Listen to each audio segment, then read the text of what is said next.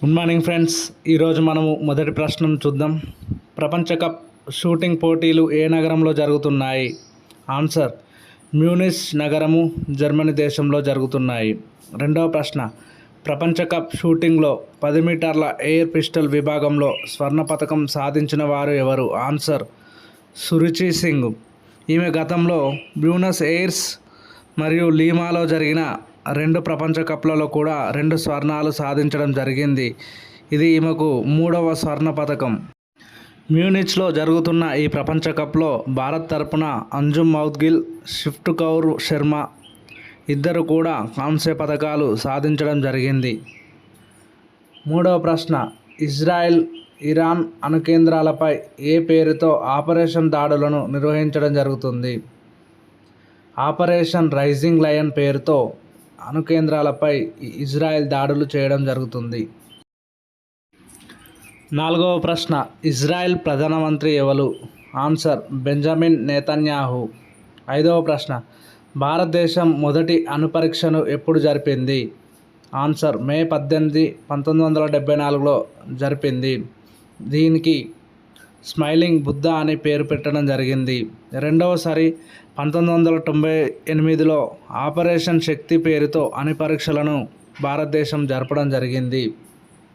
ఆరవ ప్రశ్న, భారత అణుశక్తి పితామహుడు ఎవరు? ఆన్సర్ హోమీ జహంగీర్ బాబా. ఏడవ ప్రశ్న, 1, 2, 3 అణు ఒప్పందం భారతదేశం ఏ దేశంతో చేసుకుంది? Answer America.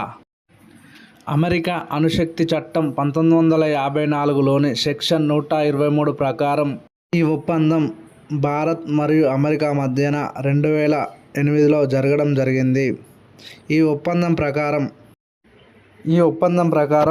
అణు పదార్థాలను, పరికరాలను మరియు అణు సాంకేతికతను, అణు ఇంధనాలను శాంతియుత ప్రయోజనాల కోసం అనగా అణు విద్యుత్ ఉత్పత్తి చేయడానికి అమెరికా సహకారం అందిస్తుంది. ఈ ఒప్పందంలోని దేశాలకు ఇది ద్వైపాక్షిక ఒప్పందం అనగా అమెరికా ఇతర దేశాలతోటి ఒప్పందం చేసుకుంటుంది. ఎనిమిదవ ప్రశ్న, ఎన్ఎస్జీలో సభ్య దేశాల సంఖ్య ఎంత? ఆన్సర్ 48. ఎన్ఎస్జీ అనగా న్యూక్లియర్ సప్లయర్ గ్రూప్, అణు సరఫరాదారుల సమూహం. ఇది 1974లో ఏర్పడడం జరిగింది.